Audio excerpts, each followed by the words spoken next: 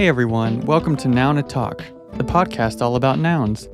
This is a show where we interview members of the DAO and project builders in the ecosystem. I'm your host, CDT, and today I'm chatting with Winter and Hab. This dev and designer pair won a prop house round and shipped an alternative front end to the Nouns auction site that they dubbed the Nouns Terminal.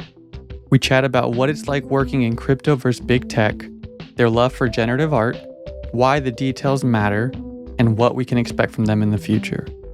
These two are two super talented folks that I have a ton of respect for, and there's so much more that we could have covered in this episode that we didn't get to. I'll definitely have to have them on again soon. As always, you can find Noun O Talk wherever you get your podcasts. If you have any questions or comments, you can reach out on Twitter at cdt_eth. Thanks for listening and enjoy the show.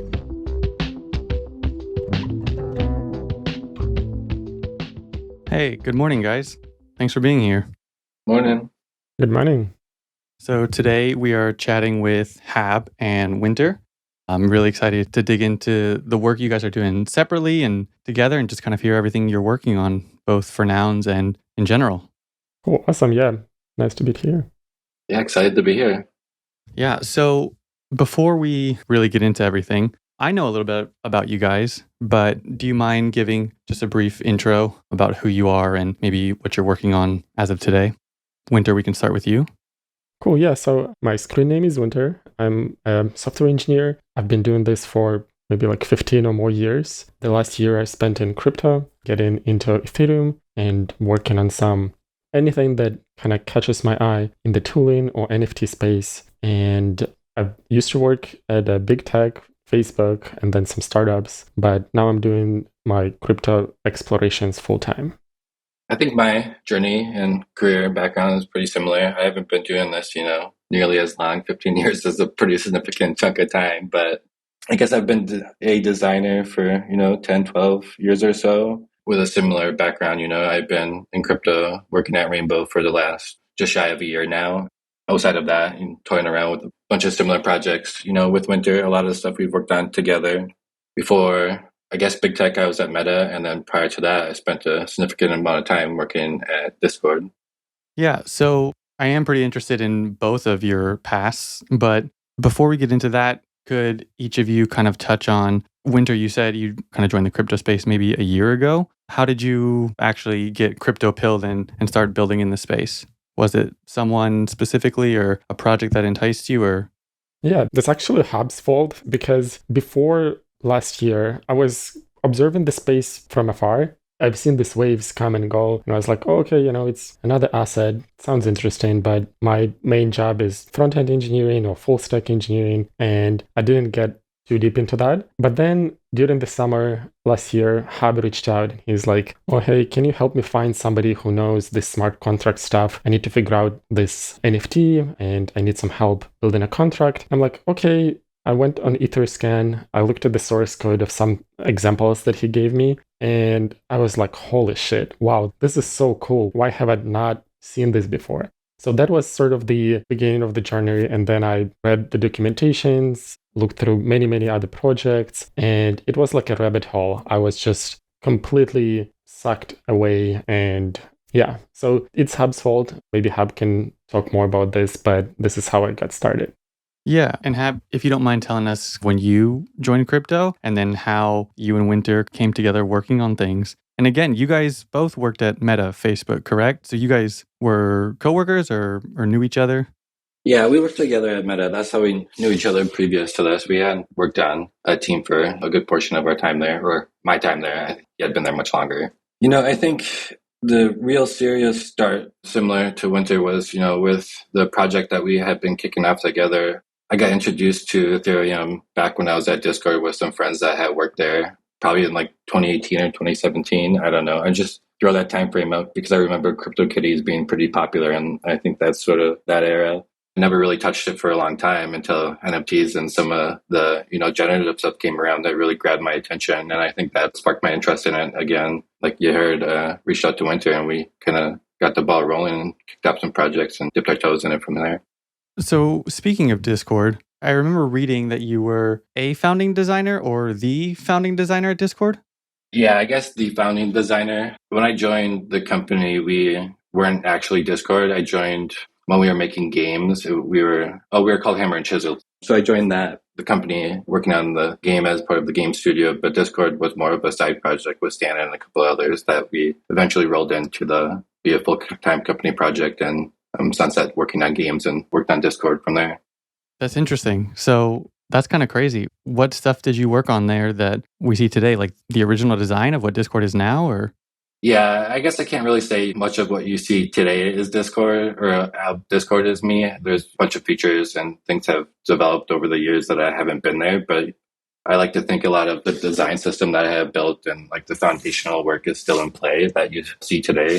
A lot of the features I think I even designed are still in the app, either mobile or on like the desktop product. Wow.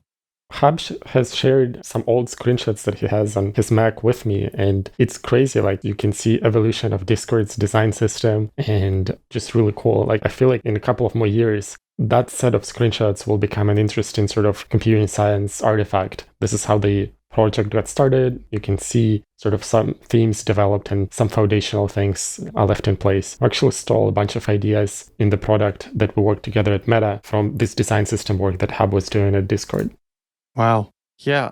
Your work is great. I mean, you and I have worked together on a project as well, so we'll get into that later. But I was going through your Dribble looking at a bunch of old projects and things you had worked on. And something that was interesting to me is that it's kind of all over the place. Like you've designed and worked for so many different industries, right? Did you have a past in gaming? Where did Fates Forever come into play? I've always been a big gamer. I think that's sort of where I got introed into design is through forums and MySpace and the signatures. But that's also where like I met Stan, who's the co-founder of Discord. We played Final Fantasy 11 and met through there. And I think some of my more early design work was helping him out on some of his side projects. He had this guild work, which eventually led into the idea that was Discord. So I think gaming had always sort of been in my design background because I'm a big gamer. And even today, I spend a good portion of my free time playing games. Yeah. And Winter, you mentioned that you were reaching out to Hab for a project. What project was that? So it's actually Hab reached out to me asking for if I could help or could find somebody who could help with the smart contract. That was the beginning of the project that we called Code Makes Art. So it was a generative art piece, kind of similar to the way Art Blocks works, with our own twist on it. But I guess one thing that we haven't gotten into is that Hab is a sort of designer who codes, and I'm a sort of engineer who designs a little bit. So I felt like our skill sets were very much mixed and complementary and sort of formed the gradient where it starts on the design and ends on engineering, but we kind of fill in a bunch of spots in between both of us. And Hab reached out with some prototypes of his generative piece that he wanted to put on chain and make it like an NFT project. And as I explored the tech, I felt like it's very doable. It's very awesome. There are a lot of interesting things that can be done with it. And we just got started. We jumped onto it. And now this exists as Code Makes Art. Yeah, I saw the platform because that's where you guys released, was it Quasars? The first collection was Geomes. Okay. You can see on the website, yeah, it has a link for it. And was this supposed to be a platform for maybe other people to create generative art as well and release it? That was our initial aspiration. We wanted to fill in the space and understand how it works under the hood, both technically but also socially and from the marketing perspective, understand basically every single bit of the process. And then our goal was to essentially make this a platform where anyone could submit their art piece, and then we would provide some tooling and help promote the art and stuff like that. During this time, we actually developed a bunch of really cool tools that I don't think existed at the time, where as a generative artist, you could see hundreds or thousands of pieces at the same time. As you tune your algorithm, you could tune the rarity, you can tune other parameters and kind of see them live in many, many, many states so that it lets you kind of get a sense of a collection versus doing it one by one. And we felt like a bunch of these tools could be useful to the new artists coming to space. So that was our aspiration. And so what happened next, or where does Code Makes Art stand today? What happened with that project? We launched one collection, which it caught the tail end of the NFT summer, and it instantly sold out. We didn't expect that. We just wanted to see where things go and basically built it for our own sake. And it was very surprising that it totally sold out within like a couple of hours. And we started working on the next version of that. And I remember spending many, many days and hours at night sort of hacking away at all these beautiful features that I imagined in my head. But the market tides were shifting such that these projects were not as much in demand. And also, we didn't have a very strong connection to the artist community, which is what you kind of want if you want to build a platform. So I signed up my friend who built the next sort of generative piece called Quasars. It's actually really cool under the hood. It doesn't use any JavaScript libraries. The code is very succinct, but it has this pseudo 3D stuff. And after we launched, it was kind of very slow for a couple of months. And early this year, it actually sold out the whole collection. And we kind of felt like that collection is more technically advanced and is interesting in many ways. And we've learned a ton. But at the same time, the same velocity that we saw in the summer in the market wasn't there. And we didn't have a very strong ties to the artist community so that we could recruit new artists all the time. So at this time, we are not actively working on the project right now, but we still support it. It still exists. It still serves the assets and metadata and stuff like that. And yeah, we just switched focus to some other things. I still use the tooling all the time. The tooling is super helpful. And I put stuff out on FX Hash or just you can to develop and play around on my own time and just for myself. And I think that stuff has been able to help me hone some skills and fine tune in a way that I didn't before. So super appreciative of those regardless of where the project went. Yeah, and that's kind of the thing that I see this pattern all over the crypto space in general, is that you come in with a project idea and have a very strong sense of what you want to build. But then as you build it, you build something else on the side that helps you build the original thing. But the original thing doesn't get traction or is not relevant or the market doesn't want it or, there are some technical limitations with that. But the things that you build on the side are actually what's interesting and useful. So the same story as Hab has with Discord, right? They worked on a gaming company and they built a chat for themselves, and then that chat actually grew into a project that is super useful. So I feel in the code makes art, Hab is right. The tooling that we've built could be a very useful thing. So maybe I should just take some time and open source some of these things and make them available, because I feel those are super valuable. And we notice this pattern throughout all projects that we kind of touch, is that sometimes the side thing that you build to help the project is actually really, really useful. Yeah, I love the idea of a tool that's useful to other people coming about because you were a user of the tool that you built because you needed X sort of thing. Winter, that sounds a lot like the Hot Chain SVG, right? That you guys built for Watchfaces.World. Exactly, yes. That's another thing that I had in mind. Watchfaces is our project with another designer, and we kind of wanted to build something very different, something that takes advantage of the on-chain medium and pushes that as far as we can. And as part of that, we noticed that there is no really good tooling to iterate on your SVGs on-chain. You would write some code and then deploy it and then look at the testnet in OpenSea or something, and it just looks ugly or something is wrong. And this process was so slow. And I've seen this happen throughout the tech industry all the time, is that you start with the slow processes, and then the game changer would be something that reduces this iteration cycle to seconds or milliseconds. And so Tyler and I, we basically built that to help us ship watch faces. And overall, the project and the Hot Chain SVG, the side thing, took the life of its own. I know a lot of projects that use it to iterate on their on-chain art. So that's kind of cool to observe. Yeah, can you give an example, call one out, a real project or an example project of how someone could use that tool apart from interacting with watch faces at all? We extracted the tool into a GitHub repo. It's under winter/Hot Chain SVG. You would just clone the repo, and then it has some setup with Solidity code. And when you run it, you can open it in the web page that has your SVG running. So you would make some changes, save, and then instantly see the changes in the browser. So it's like React hot reloading or some other hot reloading libraries that you see out there, but it works with Solidity code. So it compiles in the background, deploys it into a tiny testnet that we have in process, and then it renders the thing. I built a tool that allows you to list a project on the Hot Chain SVG website that uses Hot Chain SVG. There is Gauds, Kinetic Spectrums, Runeit. That's my project, actually. There has been quite a few that use that. But the thing is, you won't be able to tell, if you look at the project, you can't tell that they use Hot Chain SVG because it's a dev tooling that you use during the dev time, and it's not something that you deploy to the network. So it doesn't have any watermarks or prints, etc. It's basically a public good at this time. I'm happy to see this space develop and people use this tool. And I feel like it just pushes things forward for everyone, which is really great. Yeah, again, it's really cool to put out a project that collectors and users enjoy. We'll get into Watchfaces.World more in a bit, but it's this project people can buy and enjoy. But at the same time, what was birthed out of it is this other tool that people who don't care or know about Watchfaces.World can enjoy. Maybe they're not end users, they're other creators or builders, and they benefit from the project maybe without even knowing or caring about the base project.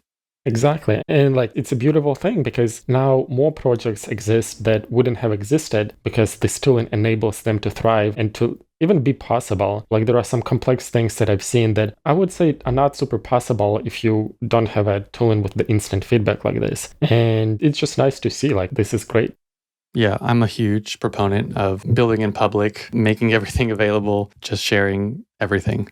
Hab, I want to go back to something we touched on because during my super in-depth research, I noticed that back in your history, you were also a dev, as Winter said. I'm sure you still code today when you need to, but in your work history, your path, at what point was the decision to kind of go deeper into the design field versus become an engineer?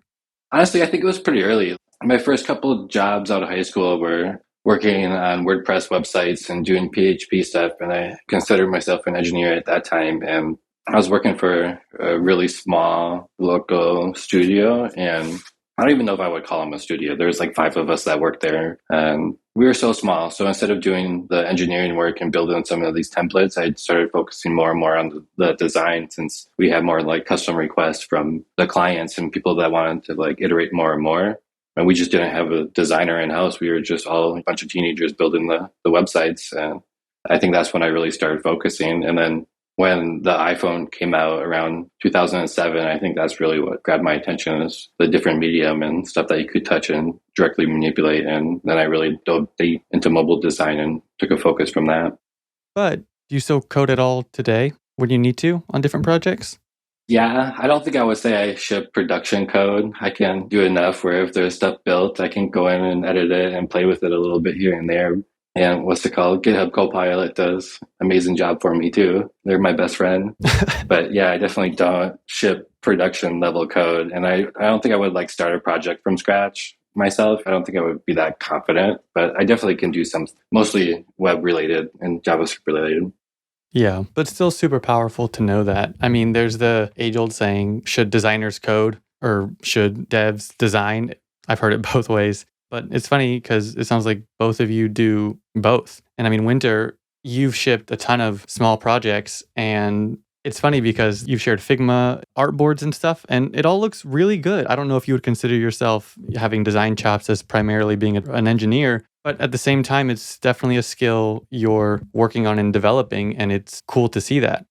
Oh, for sure. I think my answer would be very much a mirror of what Hab said, but with the design flip to code, and where I can't start a project from scratch myself because it just looks plain ugly and it frustrates me when I look at it and it's just not to par with other projects that I've seen. But when Hab has designed something, I can duplicate his frame and then make some adjustments and go from there, and it's a lot of fun. And we actually spend a bunch of time together in Figma just playing around with concepts, and I would fork something and play with it, adjust it, and then Hab would come in and clean it up so it actually looks really good and production ready. So I have a ton of fun with this. I don't think it's for everyone, this question of should designers code or should coders design. It's perfectly fine to follow what feels right to you. But to me, for example, it really feels very much fulfilling to go in and help with the design stuff and implement it on the engineering side. And I feel like knowing the two, I can, in my head, judge some trade-offs or make some choices that a pure designer or pure engineer would not make. And this is really fun. I feel like I'm closer to the user, I'm closer to actually the product and making product decisions this way, sitting in between the two disciplines. Yeah, and I mean, you get to go farther faster. It's funny, I was on Twitter and someone released a project. You'll have to correct me here. I feel like it was a project to check out unverified contracts from Etherscan or something like that. And you, I mean, it was within an hour or something, you had built a front end for it. And it looks great. It may not win design awards, but it's not HTML. It looks good. With your combined skill set, you can just ship something like that, both technically and looks good. Yep, thank you. Yeah, I don't think it looks amazing, but I tried to just make it a little bit nicer than just a plain old unstyled content. It was a fun project to make. I was kind of bored at the end of the day, and I thought the hack of looking at ABI and extracting selectors from there was very clever. And I've struggled myself with seeing this unverified contract and just not knowing what it is for. So I felt like this was a good tool to make. And for those listening who may not have the context, can you explain verified versus unverified contract and maybe what this was?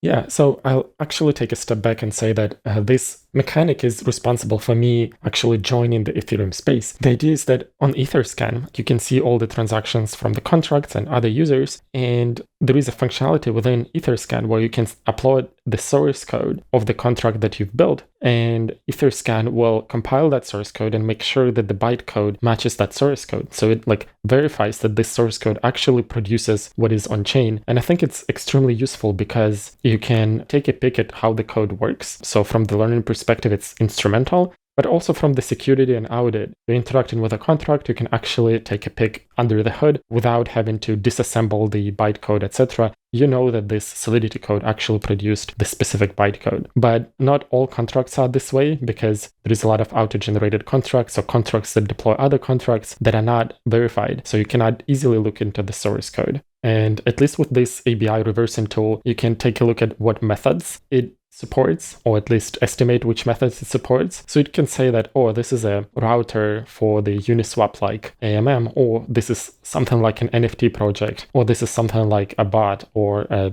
general contract that does some general things. And where can people find that?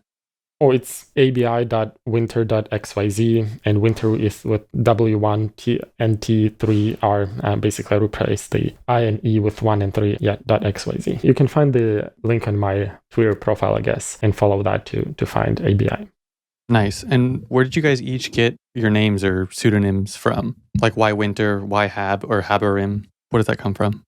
Winter, I needed a separate account for my crypto explorations. I decided to go pseudonymous on my crypto journey just because it felt like more fun and more fitting, and I have zero regrets on that. It's just been a lot of fun. But picking a name is hard. Naming things is the hard computer science problem. I choose Winter because I felt like when creating that account that we're in this NFT summer, and then sometimes at some point winter will come, and I don't know, I felt like the builders are usually hunkered down during the winter and build some stuff. So that was my general gist of how I picked it and just went with it. And then I guess my limiting factor was seeing which ENS names were available at the time. And I was unfortunately discovered that there is a bunch that are taken by name squatter people who have like thousands of them, but I managed to find something that worked for me.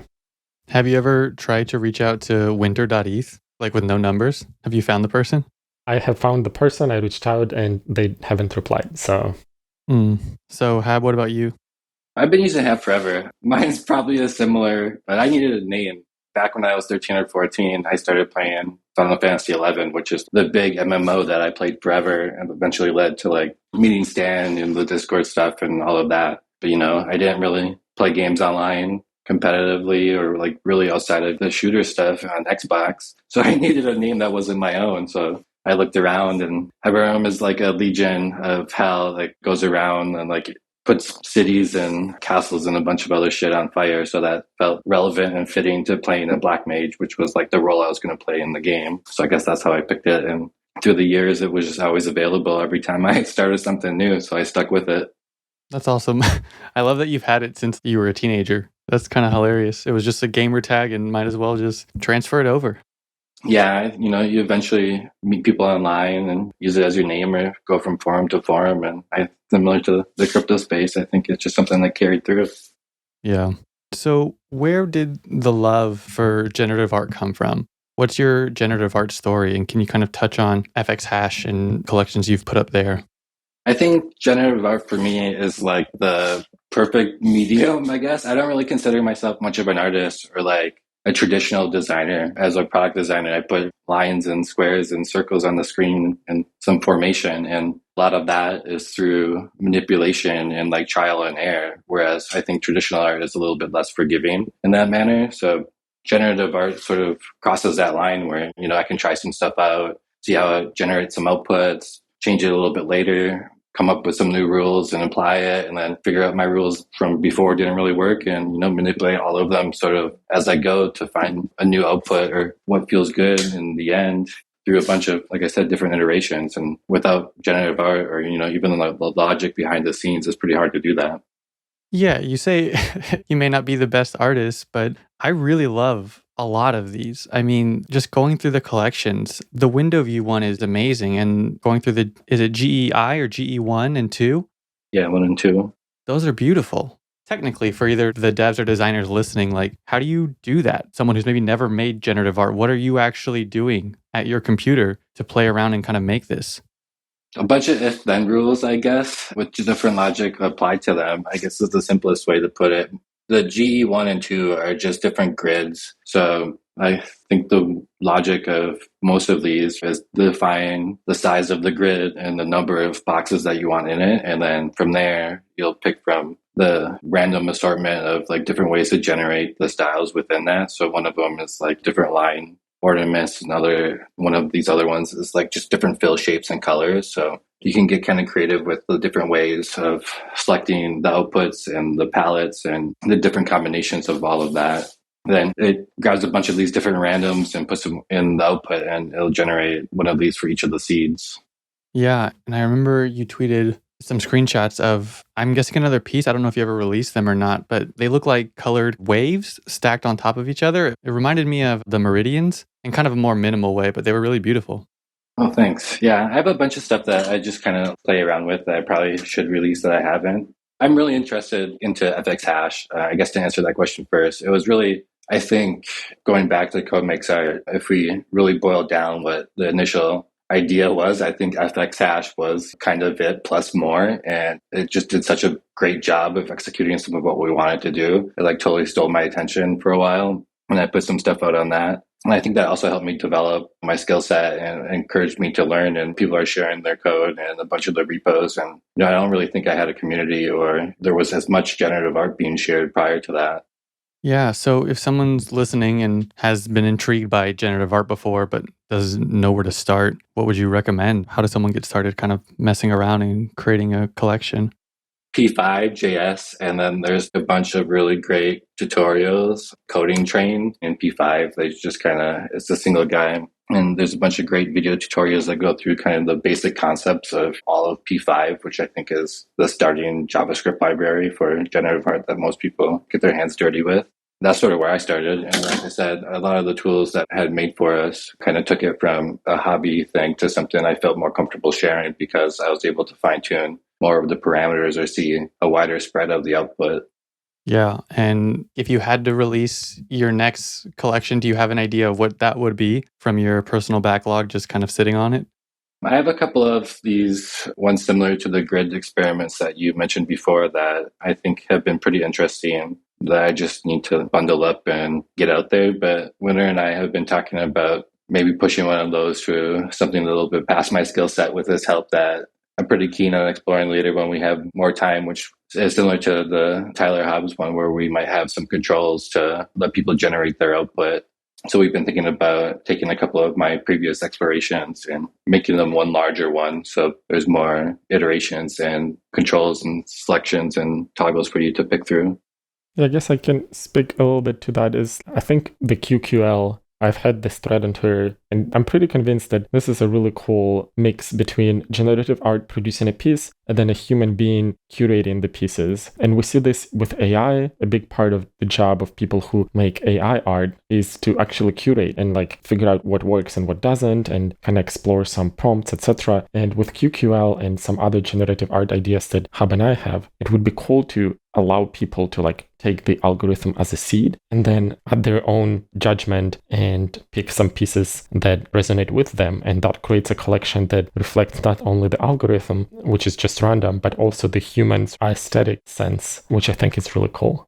Yeah, I've even ran into this myself with FX hash. Like if you publish a project, you can either allow people to iterate through and preview like any generation or like any seed that it can generate, or handpick a couple of them or a dozen. And it's like, oh, cool, I want to handpick a dozen of these, but going through each of it is pretty hard. And just having that mental decision and like process of like, which is the one you actually want to showcase feels like it would be fun for everybody else to kind of go through. Yeah, I'm not really familiar with the QQL project. I know it's Tyler Hobbs's new project, but can you explain maybe what makes it novel or interesting? So they publish the algorithm so you can come in and set some parameters, but also it uses your wallet seed to generate random pieces. And you can generate as many as like thousands of them. And I think so far they have generated more than 1 million of these pieces. So this algorithm just exists and it's free to use and everyone can play with it. But then there is a collection on top of that, which consists of 999 NFT passes that you can use to mint any one of these generated pieces, which means you have millions and millions of outputs, but then only 1,000 of them roughly can be minted into an NFT, which means that this process itself is valuable. Like people value these passes, maybe because of the Tyler's name or maybe because other reasons, love in the project, etc. But now there is really economic gap in just playing around and minting. And that means that stuff that is minted is really curated by human choice. And if you find QQL collection in OpenSea or whatever, you see the hand-picked ones and they all are beautiful in their own way. They're clearly generated from a same family of algorithm, but each one of them has something interesting to it. And because they are limited, like they are less than 1% of pieces get minted, you get this selection process where the pieces are not only clever generated, but also handpicked by humans to like look nice or to mean something. And I don't know, this process of like combining a human judgment and a machine is very symbolic to me and feels like really cool project in general idea. Yeah, I even talk about wanting product design to go this way in some essence. Like I would love to have some machine iterate through a couple of options that are predefined by the design system. And then from there, as a human, you can curate the best output and fine tune. That would save a lot of time. So just stuff like this in general has been kind of interesting for us. Do you mean kind of like a design co-pilot like GitHub? Yeah, exactly. A lot of matured products have a design system that has a ton of rules that are already baked into it. So there's not much flexibility you can really do on the design side. There's a bunch of these toggles and props and things that you can change. So if there's a certain limit to that, can we make that a bit easier or just bypass the time that it takes to manually swap through some of these with a copilot? And then from there, use our judgment to iterate on it. Yeah. So for something like that, what would an example of like the actual input be? Like how much would a designer be doing versus what would be spit out? I don't know. Off the top of my head, I'm totally spacing, but I guess I would think, okay, I'm doing this onboarding screen or flow. So what would it look like? The next button was in a couple different colors or a couple different sizes. And the intro text went through, our 2 different body copies and primary, secondary. And then from there, I would get a couple dozen screens that kind of highlighted the concept, and then you would fine tune from it. I guess I myself do this role when I'm designing with Hab, which is like he would have a screen and I would copy the screen and mess around with it. So like, what if I was replaced by an AI or some algorithm that basically takes the screen and then messes with the props inside the screen and like tries to relay out it in maybe a dozen ways. And then as a designer, you would be like, oh, this actually looks like an interesting design direction. And you pick that and then it creates 10 more iterations from that. And then you kind of keep exploring, going this path until you find something that maybe you wouldn't reach linearly, thinking from the first principles, you wouldn't end up on that. But because you kind of went in this exploration mode, you actually found something that is interesting. The other approach is using human language as an input. As Hab said, you like specify, hey, I want an onboarding screen with 2 buttons, and then it would generate a bunch. Both have pros and cons, but both certainly interesting to explore the design space. And I think those are different from Copilot because Copilot's job is to actually make a useful running code versus in the design space and in generative art as well. The goal is to sort of inspire and make something that resonates emotionally or gives you an interesting idea versus something that is final and guaranteed to work. Yeah, that iteration process is something they hammer into you really early in design school. If you're looking to make a logo or any type treatment or whatever, they're like, just make 50 or 100 of them. And if you like the 10th one or the second one, keep going because you're likely to find something that will inspire you down the road or like that you can pair with the one that you liked right away and will make them just that much better because you're kind of pushing past your first thought. Yeah. I wanted to move on to some more of your personal projects for each of you, but I did have one question before tailing off of that. I've noticed in the way that both of you work, and Hab, just for everyone listening, you're responsible for the prop house, the main project I work on. You've done the redesign for it, and it's been amazing working with you, and I think it looks great, and it's just been great seeing your process, how you prototype so quickly, and really amazing, to be honest. But looking at some of your other projects, both of you, I've just noticed personality in your work. Hab, I think, correct me if I'm wrong, but you're responsible for the Taste the Rainbow functionality when you highlight something on the website. Is that correct? Yeah, for the RainbowKit docs. Yeah.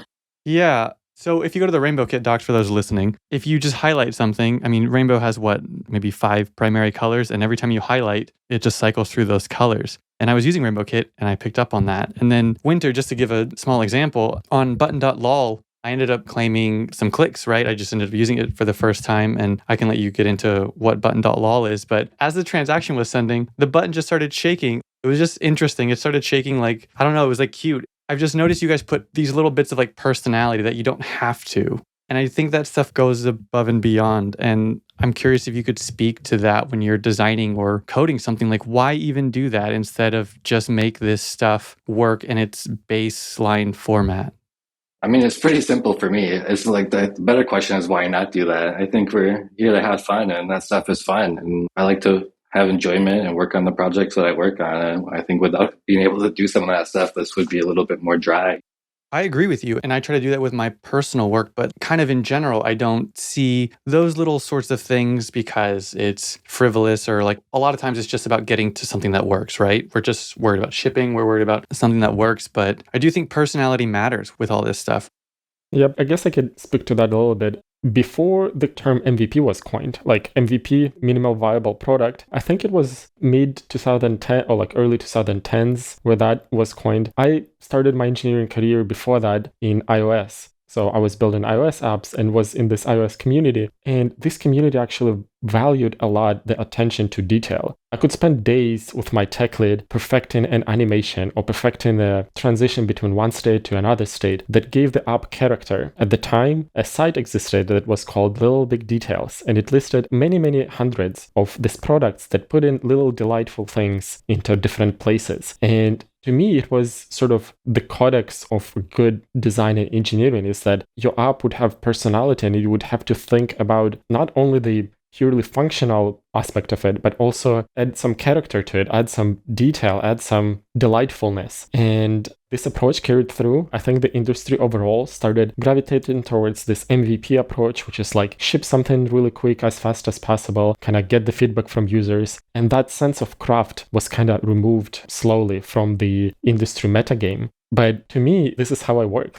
When we spent a time on the Nouns auction UI with Hab, I've spent some time thinking like, what are the little details that make it pop? That when you notice, you're like, oh wow, that's something that shows how much attention and love we have for the product we do. And I think it carries over. I hope that sort of impression, even if only 1% of people notice it, it carries this idea to them and sort of makes their work or consider their work up in the game, I guess. And when faced with time decision, right, like you have to spend time on something, you have a functionality or you have to refactor your database, or you can put this little detail, like what do you do? And it's a hard struggle. And if you're at a big company, for example, at Facebook, it was very hard to justify these things. It's basically only carried by the people who care about this is when you see these delightful details in the applications. You can know for sure that it was not planned. It's not like a PM having a meeting trying to get everyone aligned on this little detail. It's basically somebody's willingness to make an amazing product that manifests itself in these details. And to me, when I see work that has some of these aspects, my level of respect to people who've done it just raises a tenfold. I know that these people care. I know that these people have been in the industry a while or share my values, I guess. And I feel like there is a lot of joy in making these details. Yeah, I notice it. And whenever I see those sorts of things, it makes me step back and kind of reassess everything. Because if the time is taken to do something like that, maybe I haven't seen the regular stuff through the right lens, right? Maybe the stuff that just is there, maybe like deeper aspect or more user-friendly aspect I hadn't considered.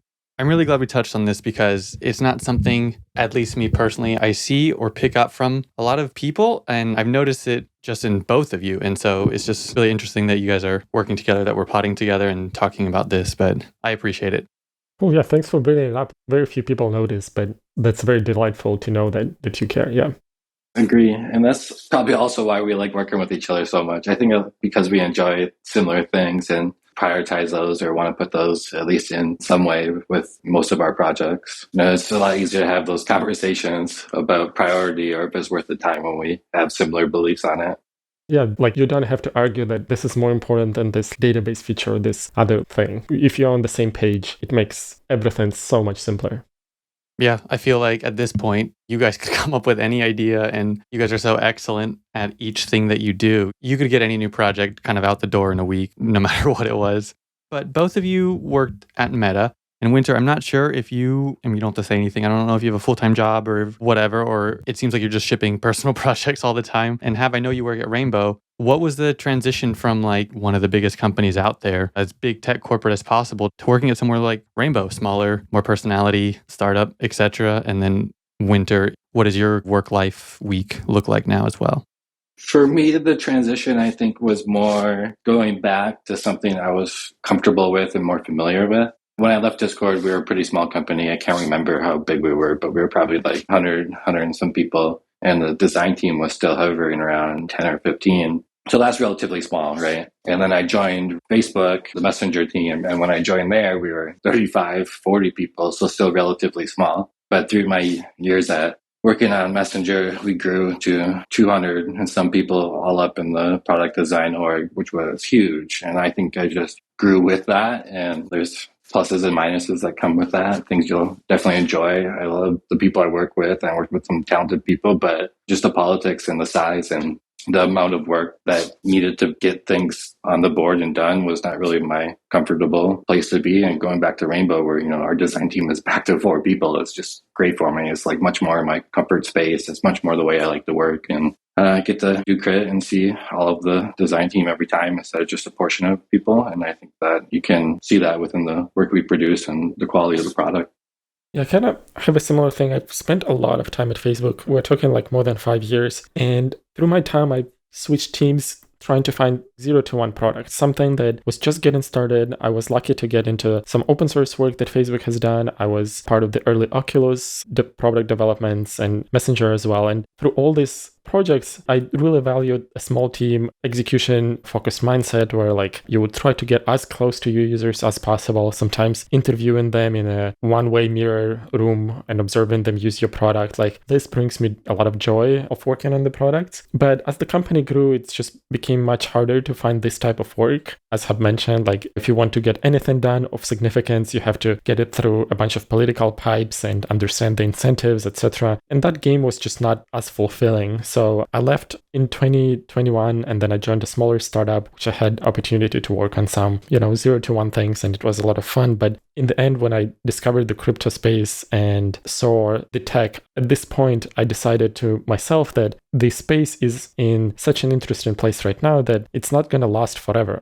At some point, overall on the global scale, it will turn into the Facebook of itself, like if it's successful. Which is a good thing, right? Like it would gain a lot of regulation, it would get a lot of competition and race to the bottom on the economic side of things, and then race to the top on the product side of things. And I felt like now it's still in sort of this stage where people are just hacking their way in. You can get in with very little experience and ship something that moves the field forward. And I've just decided to dedicate a few months working on my own projects and exploring the space and trying to make something useful. And I'm super fortunate enough to be able to afford a couple of months unpaid work on some personal projects. I also work with a bunch of more established companies that I consult for. But for now, I'm just focusing on what I do best, I think, and what I enjoy best. And early next year, I'll figure out a longer term plan of like what to do next. But so far, it's been a lot of fun. I've met a lot of new friends. It just feels like my early teens getting in the internet and finding all these people and all these projects and shipping something interesting. So kind of enjoying this phase and then see what comes next.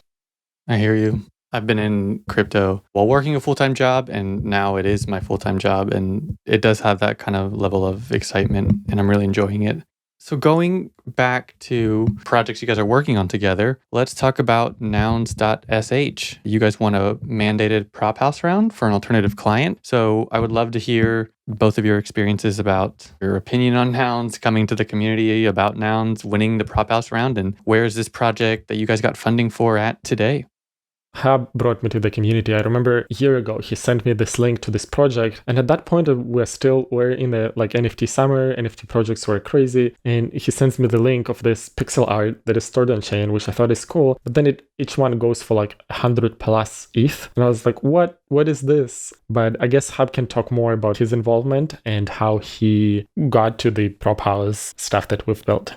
Yeah, I feel like I've been following Nouns for a long time. When we originally were exploring generative or NFT stuff in general, I think the concept of the daily auction that went forever with no cap was super compelling. And then to see the price and then actually take off was like a whole nother thing, like piqued my interest. But I don't know, I think the concept has just been super appealing to me. And I think we've talked a few times in the past, but I've always been looking for an angle for some way to do design for nouns or like help out a lot of the prop house stuff. The smaller rounds, I don't really feel like they fit my skill set. You know, I could do some design work or couldn't really ship that because like I said earlier, I can do some engineering, but I don't feel comfortable enough building anything from scratch. And the mandate round came along and that seemed to fit our skill set really well. Both Winter and I, we've been talking about nouns or just looking for some projects in general. And I think this came at like a perfect time when Winter was moving into his freelance career off of full time. And it seemed like a good opportunity for us to put our hat in the ring,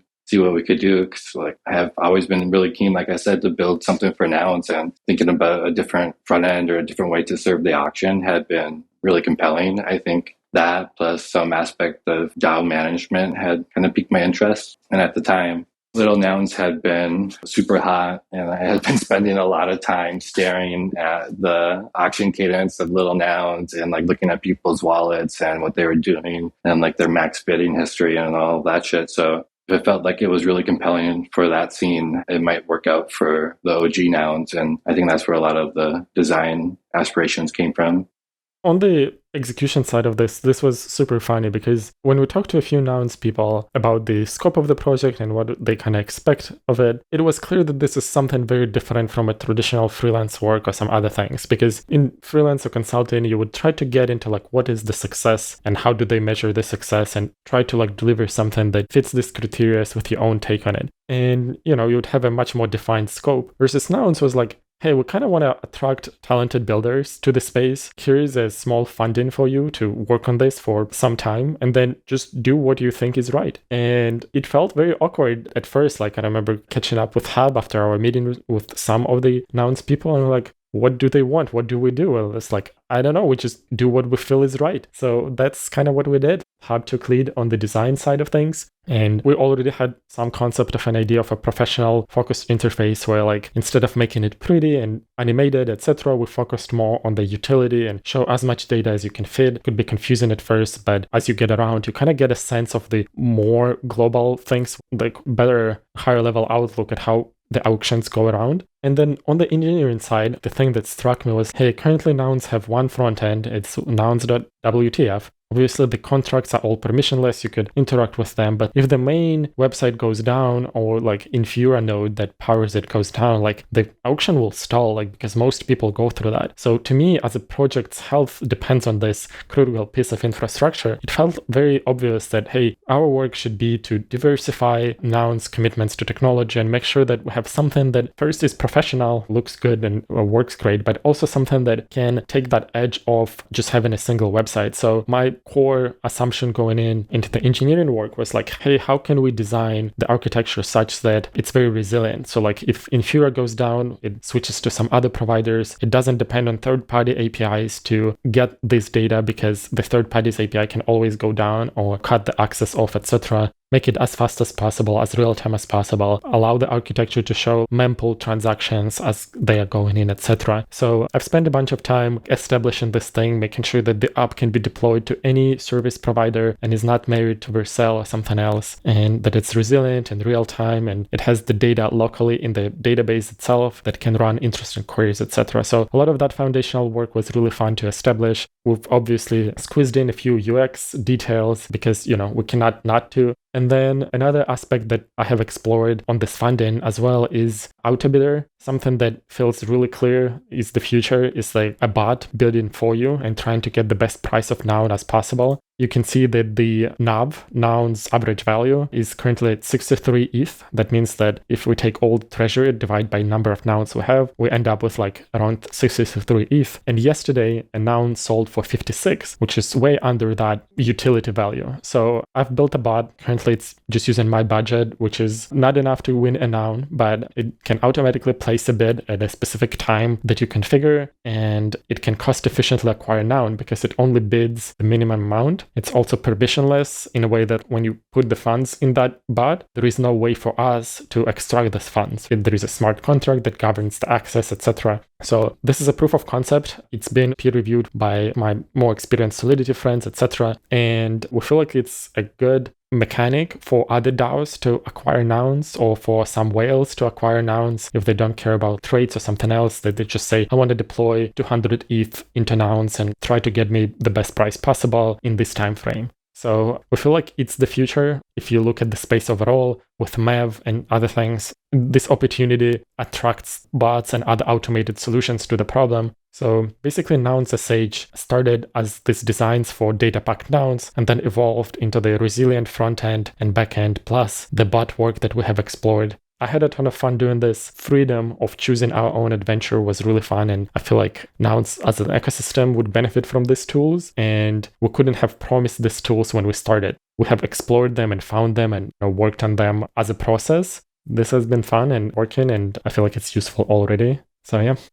We should touch on the pick your own journey thing, because I think that was pretty novel for us. I remember early into the conversation when we were talking about doing the mandated round, it was like, oh yeah, you get a month, here's some funds, try building something in a month, and let us know sort of what comes out of it and like where you got. And I think we're so used to client work, we thought of this as client work, client schedule. We make a prop on Prop House. Funding closes, we win that, and it's like, cool, what are the check-ins in the next month? What are our deadlines? And like, what are we showing each couple of weeks as like a stand-up routine? I think that sort of was intimidating for us. Maybe not intimidating is the right word, but that made us hesitate a little bit just because of our timelines and how much we could commit right away to the project. But that's not really how it worked. It was more pick your own journey. You get funding and we expect you to show up and build something and produce from that, but it's more on your own timeline, and not a month from now that it's due. Is put a month into it and show us what you can do with that timeline. And I think that flexibility was really key for us to actually commit to this. Exactly, yeah. And like with the typical client work, on the higher level, the clients don't know what they want, right? They hire you to figure out what they want, and you figure this out through dialogue. And you always have a stakeholder, like some CTO of a company wants you to like establish their smart contract team, right? Like, and they don't know what this means. So you talk to them and you like figure out what's the goals for the business and blah, blah, blah. And it's always a conversation. Versus with Nouns, it's a DAO, it's distributed, right? Like you can talk to people, individuals, but overall, there is no single stakeholder that holds the general sort of summarized opinion of a DAO. And it's not even feasible or economically, but also time commitment feasible to get an average understanding of who thinks what. So essentially, it ended up us trying to figure out what nouns need without actually talking to the noun stakeholder, right? We kind of followed our own nose. We built a UI that we are proud of, that we think shows a high level of things, but we also took some time to explore other things that we think would be very valuable to the project ecosystem as a whole. And that was pretty novel. That felt uncomfortable at first and then really fun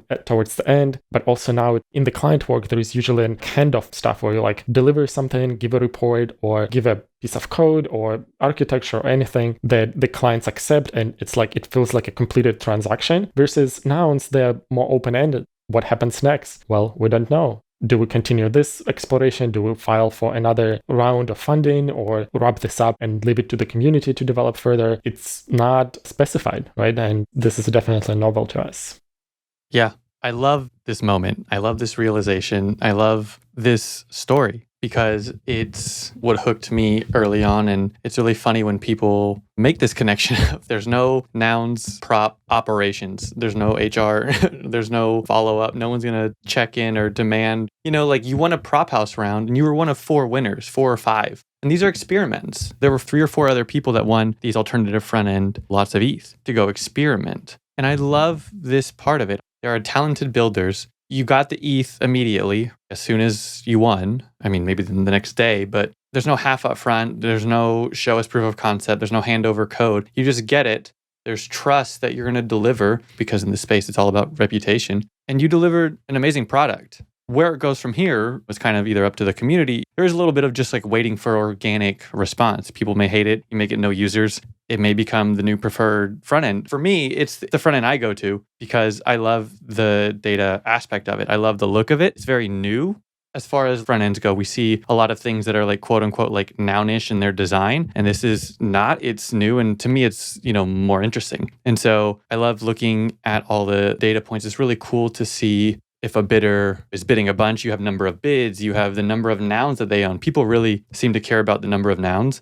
And then all these other little surprise and delight things like we talked about are just littered throughout this app. But I love this moment of handing over the ETH and then just letting the builders build. And then I think the best idea will win, as always. I think it'll just rise at the top, but there's less, maybe just interference, I guess. And I think you guys have a great product to show for it. And the auto bidder is really interesting too, which kind of reminds me to the beginning of our conversation. What if other DAOs end up using this? Like, what if no one uses your client, but you built an auto bidder? And then people just was like, hey, thank you. I really appreciate this. I'm going to use this to acquire a noun or multiple nouns or whatever. It's just funny. Yeah, I mean, it goes back to the conversation we had in the beginning of this hour, which was, hey, there are some side quests that end up being more important than the primary quest that you have. And I feel like this is totally fine. This is how things work. And to me, it doesn't feel like we wasted work on something else. It feels like it's great that we discovered these things, and some of them might be more useful to others than others. And you never know in the beginning, upfront. Making this analysis itself would cost at least as much as building the thing and shipping it and getting people to sort of use it. So that's been great. To your point about receiving ETH and now it's trust-based, honestly, as a ethical builder, it's a lot of stress because now every time I second guess in myself, was it worth this much for this work, or should I stop? And this adds some anxiety and some stress to the process where hey, now I got this fund upfront and now we need to deliver. And I feel responsibility, I guess, for this fund and responsibility to deliver something useful. And I guess on the high level of developers and designers to get this throughout, where the funds, when they get in, you're I don't know, this trust has a lot of weight to it. It's a lot of responsibility that you accept, which is a double-edged sword, and have to know how to deal with that as well. Yeah, I imagine that's especially heavy because it was a mandated round, which is sizable compared to most prop house rounds. But I tend to agree there was a little added pressure there. And I think the time frame of a month was part of the pressure because you set up a lot of the root infrastructure and foundational stuff. And that's shit, is that worth it? Or do we spend more on the more visible aspect of it, the front end and some of the stuff that you've mentioned, the polish and all of that? Yeah, I feel like a lot of that is just because it's new, not taking away from your feelings. If you felt stressed, you felt stressed. But just from being around nouns from the beginning and seeing a bunch of props, I don't even know that I would worry too much about the timeline thing. I don't remember if you set that timeline, because you guys were part of the first mandated round, right? I don't remember if we set that month timeline or if you guys were we'll do it in a month. But at the end of the day, no one's going to care that much. I mean, that's trying to set some checks and balances, but no one really cares if it takes a month and a half for 2 months, I think. They just want builders to build cool stuff, right? I guess a month with our own mental math calculation of if we take this as a contract work, this is how much hours we would spend. And it felt good to set a deadline because that sort of just forces you to prioritize stuff. You get carried away by one thing or another thing. But if you have a time pressure, at least even self-induced, at least it gives you an ability to make that trade-off, right? Do I put in this little detail? Do I refactor this code? And we didn't have explicit goal of open source and stuff. So we got in some fun details, but on the expense of the code just not being as clean as it could have been if we wanted to open source it. So that month deadline was kind of a good forcing function for us to make these hard calls and prioritize things. Yeah, and like I said before, a lot of that stress is probably related to us usually expecting some of these deadlines and check-ins and more typical client-based structure that this is brand new for us. Yeah, and for the record, you're not the first people I've had very similar conversations with. So yeah, maybe it's something we can work on our end, but I know that from Noun side, they don't want to manage, right? That's the trade-off. The opposite being someone breathing down your neck, being very wary of where our funds are going and checking in way too much. That's stress on the other side. Yeah, I totally get it. We appreciate the flexibility, but at the same time, I think we're just a little not super used to it. Yeah, but I guess it's with the experience, it comes through. Like now it feels a little more natural. And like if I were to advise a new company going in this, I would have a ton to talk to them about and like give them some advice, but also like going into some other projects that are maybe DAO funded, Nouns or other DAOs, right? Now having that experience, it gives me some reference points and some strategies to work forward. Yeah. Totally, because say you were to work on an official Nouns proposal, it's the opposite. You guys would write exactly what you would do when you would do it. You can have checkpoints of half up front, half at the end, that kind of stuff. So Prophouse just kind of flips it on its head and does things a little backwards there. Which is fun. Like I love this aspect of Web3 and crypto in general is like people are open to experiments and they try things out. So I feel like it's great. Yeah. As we're wrapping up, I feel like we could talk for another 2 hours, to be completely honest. There's a lot of things I still want to talk about, but I'd like to hear maybe what else you guys are working on or want to kind of plug. I feel like I want to know more about the Solidity Guild, Winter, that you're a part of. I know you guys do contract audits, etc., and it's this group of devs. Can you kind of touch on what that is, maybe who's in it and what you guys do? So I discovered them maybe a year ago, early in my Solidity journey. And at that point, I felt like I outgrew the big servers like Developer DAO or Crypto Devs. Those servers have thousands and thousands of people. And with time, it felt like they used a Q&A or like a Stack Overflow of people trying to resolve their problems. But once you know enough Solidity, like this type of questions are just less interesting, I guess. And you want to form a deeper connection with other developers that are building some interesting things. So I found Solidity Guild through a friend, and at that time it was, maybe like 50 people, maybe less than 50 people, and they were all in the same spot in their Ethereum rabbit hole that I was. Some of them working for big tech companies, Google, Figmas, etc., and exploring crypto on the side, shipping their NFT projects. And I remember I asked some very nuanced question and got very nuanced response, and I felt like it's my people. Like it instantly sort of clicked with me, like, oh hey, this is my tribe. And early on, I suggested a way for us to learn stuff from each other by roasting each other's contract. It comes from the Reddit's idea of roast me, or something where somebody comes in and trying to be vulnerable and people throwing insults at them. And I wanted the same thing, but for code, where like you post your contract and then others would pick at you and try to find some, not necessarily audit level vulnerabilities, but some other opportunities to improve your style. And I felt like I've learned a ton from them. I've done a ton to other members. And now I'm experimenting with on Twitter, where like every other Friday, I post this thread where people can send their contract and I would roast them for them, find some interesting things in them. And I feel like it's a very fun and practical way to learn stuff. Solidity Guild is changing though. We are trying to make it more of an official work setup where people can hire us to build their contracts or audit their contracts, help out with other full stack stuff. We will have onboarding stuff where like new people can join, and we will invest time in making sure they are on the right track, etc. So there is a lot of interesting, exciting plans for Solidity Guild. And yeah, it's a nice community. And so if Solidity Dev is listening, how can they join or get involved? So first of all, follow the Solidity Guild Twitter account or reach out to me. We will be announcing something maybe in a month or a couple of months where we'll have a more sort of developed onboarding program. Because for now, if we just, like we used to do that for a little bit, where we would add people who are just interested and they just didn't feel as connected to the community as the early members. So we kind of wanted to make this a thoughtful process. We don't want this to turn into a 1,000-member group, but instead we want to keep this vibe of help and very thoughtfulness and the sense of your tribe. But we also want to grow, I guess, slowly and more deliberately. So yeah, follow the Twitter account. We will definitely have some interesting announcements there. The Twitter itself is not super noisy, so you can even subscribe to notifications when new tweets are out, and we'll definitely have something soon. And then Hab, anything else you're working on or want to let people know about or something we didn't cover? I don't have any projects really going on the side right now, so let's plug RainbowKit. Everybody should use that.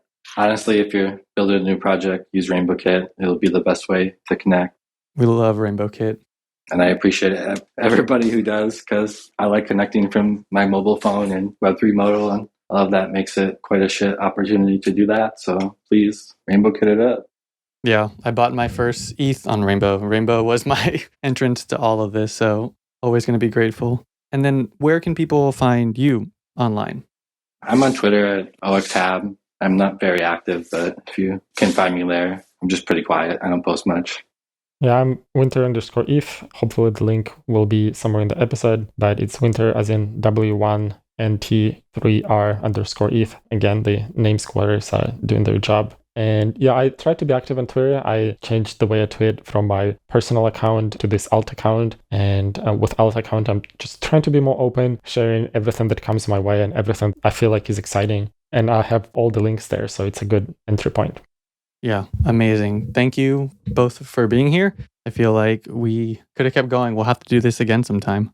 Cool. Yeah, it was really fun, and huge props to CDT because before this episode, he posted the outline and he knew everything about us. He collected all the little bits of information through all the small corners of the internet to sort of have a list of topics to talk about. And it makes such a huge difference. So if you are trying to start your own podcast, take note because this strategy is really cool. And I felt really welcome here and I felt the conversation was really great. Thank you.